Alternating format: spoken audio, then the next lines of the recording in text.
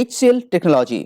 अगर आपके पास HCL take का शेयर है तो जरूर रिजल्ट के अंदर कुछ पैरामीटर को आपको फॉलो करना चाहिए। तो चलिए आज की वीडियो में HCL टेक के बारे में 7 पैरामीटर फॉलो करेंगे जहां आपका नजर होना चाहिए।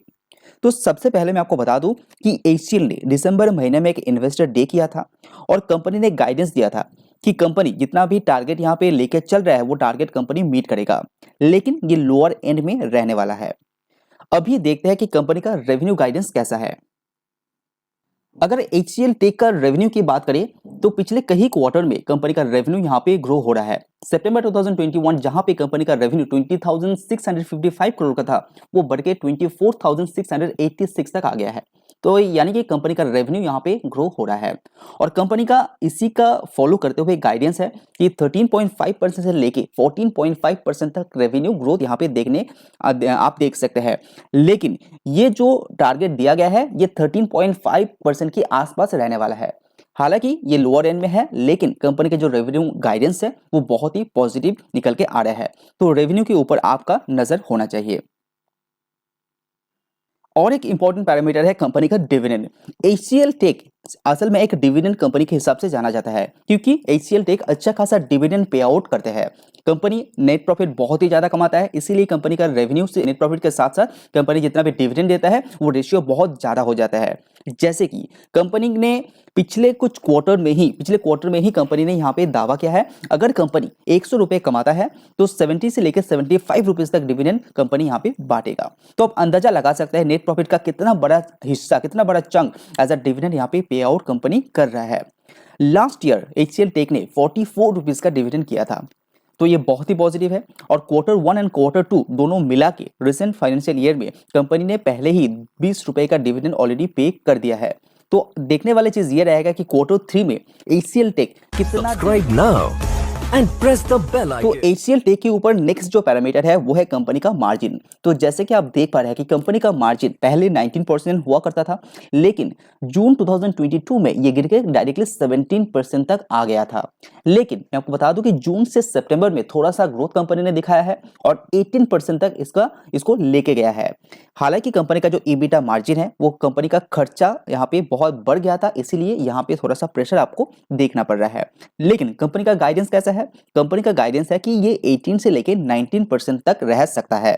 तो ये अच्छा है क्योंकि अगर आप 17 से 18% है तो ये ग्रो हो रहा है। अगर ये 18% के आसपास रहेगा तो ये पॉजिटिव माना जाएगा। लेकिन ये सच है कि पहले ये 19% में था, उसके लिए कंपनी का शेयर प्राइस के ऊपर भी दबाव आप लोगों ने देखे होंगे। दिसंबर 12 के आसपास कंपनी का शेयर प्राइस के अंदर एक अच्छा खासा फॉल अपने देखे होंगे। उसके बावजूद भी ये कंपनी का मार्जिन जो है वो अच्छा दिखाई दे रहा है। तो इसके ऊपर भी आपको नजर रखना चाहिए किस तरह से मार्जिन इंप्रूव हो रहा है या कंपनी का मार्जिन इससे प्रेशर में रह रहा है। साथ ही कंपनी का मैनेजमेंट का ये भी कहना है कुछ पर्टिकुलर सेक्टर के अंदर यहाँ पे दबाव रह सकता है, जैसे कि बैंक एंड BFSI और साथ ही साथ हाईटेक बिजनेस के अंदर भी थोड़ा सा चैलेंज HCL टेक को यहाँ पे फेस करना पड़ेगा। साथ ही साथ USA का कैसा कंडीशन रहता है इन्फ्लेशन को लेके वो भी इसके ऊपर एक प्रेशर क्रिएट कर सकता है। और ऐसा क्यों है? क्योंकि जैसे कि आप देख पा रहे हैं कि HCL का जो बिजनेस है वो अमेरिका के ऊपर 64% से भी ज्यादा का यहाँ पे डिपेंडेंसी आपको देखने को मिल रहा है।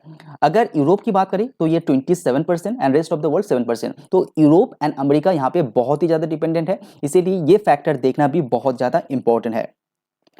अगर बात करें एट्रिशन का तो पहले HCL टेक के अंदर 15% के आसपास एट्रिशन रेट हुआ करता था और धीरे धीरे बढ़ के ये 24% तक लेके गया। लेकिन ये फिर से हालत सुधर रहा है और ये नीचे की तरफ धकेल रहा है। तो आगे आने वाले जो क्वार्टर 3 का रिजल्ट है उसके अंदर कंपनी का एट्रिशन रेट नीचे आ जाता है तो इससे क्या होगा, कंपनी का खर्चा यहाँ पे कम हो जाएगा। तो कंपनी का खर्चा कम होगा तो कंपनी नेट प्रॉफिट अच्छा दिखा पाएगा, तो लॉन्ग टर्म के लिए कंपनी यहाँ पे पॉजिटिव नजर आएगा। तो कंपनी का जो एट्रिशन रेशियो है उसको भी आपको अच्छी तरह से नजर में रखना चाहिए। और जो इंपॉर्टेंट पैरामीटर है HCL टेक के अंदर वो है कंपनी का क्लाइंट मैट्रिक्स। तो जैसे कि आप स्क्रीन में देख पा रहे हैं कंपनी का क्लाइंट मैट्रिक्स लगातार कंपनी यहाँ पे इंक्रीज कर रहा है, जहां पे सितंबर 18 में कंपनी के पास $100 मिलियन का जो क्लाइंट्स है वो 9 मौजूद था, वो बढ़ के धीरे धीरे 2022 सितंबर तक ये 17 तक लेके गया है। हालांकि ये ग्रोथ बहुत ही अच्छा है, कंपेयर करेंगे दूसरे कंपनी से तो ये ग्रोथ बहुत ही तेजी से परसेंटेज वाइज ग्रो कर रहा है।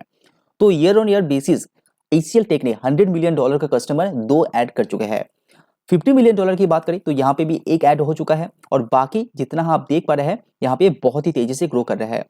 और HCL टेक के अंदर जो सबसे खास बात है वो डिपेंडेंट, जैसे कि टॉप 5 क्लाइंट से पहले 12.7% का रेवेन्यू कमाता था, वो कम होकर 10.7% में आ चुका है। ये पॉजिटिव इसीलिए है क्योंकि कोई भी पर्टिकुलर क्लाइंट के ऊपर ज्यादा डिपेंडेंट HCL आपको देखने को नहीं मिल रहा है। लेकिन कंपनी का जो $1 मिलियन कस्टमर है वो यहाँ पे बहुत ही तेजी से ग्रो कर रहा है। क्वार्टर टू क्वार्टर देखेंगे तो यह 10 जोड़ चुका है।